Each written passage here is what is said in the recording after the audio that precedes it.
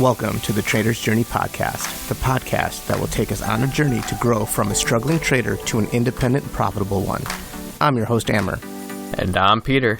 We are individual traders trying to make it in the markets and want to share our experience and the lessons learned along the way. Our goal is for you to learn from our mistakes and profit along the way. Grab your notebooks and sharpen your pencils because we are going on a journey.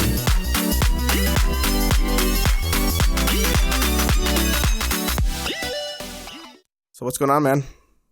How's your week? My week has been stressful, but also very productive. That's really good to hear. I know we haven't spoken in the last couple of weeks. We've been missing a couple of weeks, but we're back at it. And my week's been pretty good. Last week was pretty good. I haven't been doing much trading, just focusing on a systematic approach and trying to get my mind right and taking responsibility for my own trading and my own future. That's good. So yeah, like you said, sorry that we haven't been posting our podcast for a while. You were on vacation, 2 weeks ago? And Miami Beach, baby. And I was on vacation last week. I was in Marco Island, Florida. But now we're back on the grind. So this week on this podcast, we are going to talk about taking responsibility and ownership for your trading. One of the reasons we want to talk about this this topic is that it's one of the biggest problems with traders. I know I had this problem when I first started, and I consistently see so many other traders having the same problem. They do not take full ownership of their trading. In the beginning, when people start to learn, they take advice from other traders, maybe a group that they're with, whether it's free or whether they paid somebody. But assuming that 90% of traders fail, which is the statistic, they're going to start to blame others for their loss. They don't want to take responsibility for themselves because they took somebody else's call, and that somebody should be knowing what they're doing, especially if you're paying them. Exactly. Yeah. You see the people on Twitter all the time, blaming the market makers or blaming the algos or just market manipulation in general. You can't blame that. You have to know the risk before you get into a trade. It's no one else's fault. You need to know what you can lose, and you need to be okay with that financially. Otherwise, you should not be trading. You're absolutely right. And I read the funniest article just last week about somebody. I can't believe they even did this. They blamed their crying baby because they missed out on a profit. And they posted it on Reddit, and all the news outlets picked them up, and it became this big thing. It's supposed to be a good thing that, oh my God, I'm blaming my baby. Come on, man. That's just ridiculous. How did that story go? I didn't read the whole article. I stopped because I just knew it wasn't worth my time. Let's just say that. But at the end of the day, the only person to blame for losing money is yourself. It's always the trader's fault, even if it's something that you can't control directly. Like an example I have, we all trade on our computers. If there's a computer issue, an internet outage, it's out of your control, but you got to have contingency plans. Maybe have a backup laptop. Trade off your cell phone. You can tether, if you lose internet, you can tether your phone to the internet or something like that. You can continue to do what you need to do. Put in these contingency plans. Don't make excuses. Take ownership.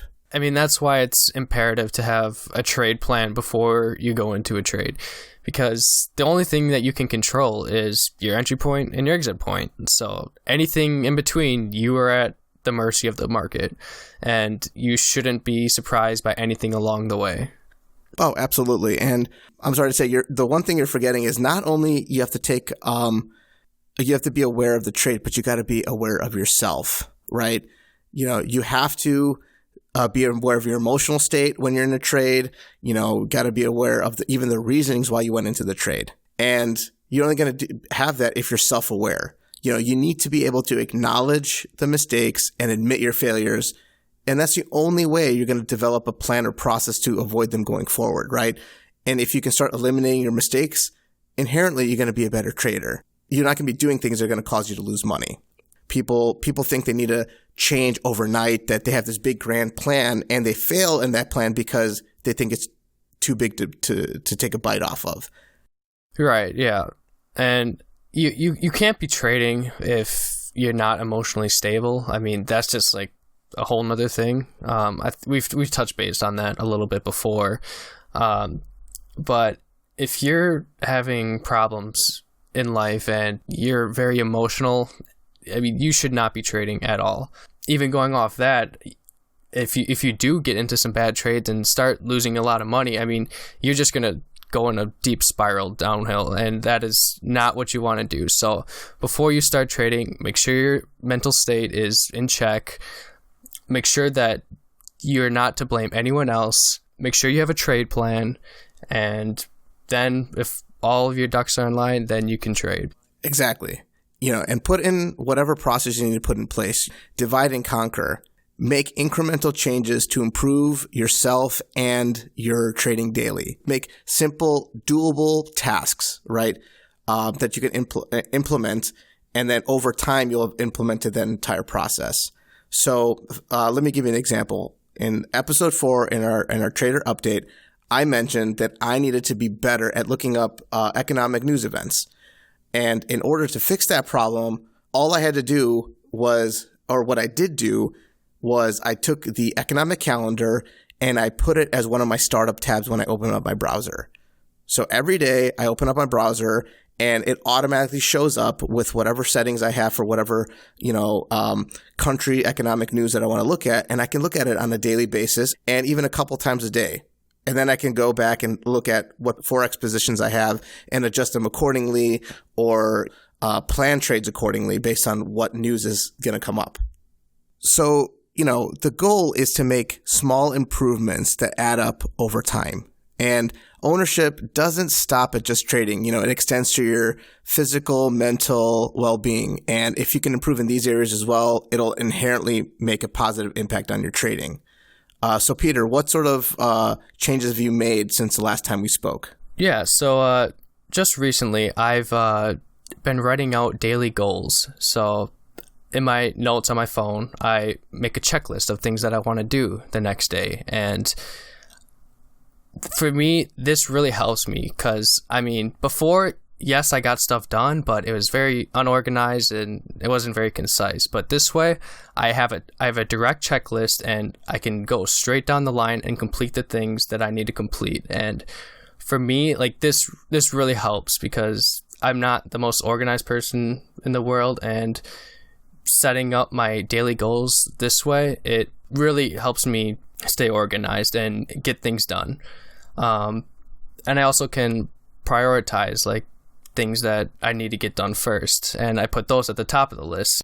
Exactly. You're holding yourself accountable, and that's what's important. You have a plan and you're sticking to it. And there's a little bit of a satisfaction in that, getting through that list, checking off all the boxes. It's a good feeling. Oh yeah. When I'm able to check off one of those little bubbles, it feels great. And completing all the goals at the end of the day, all the better.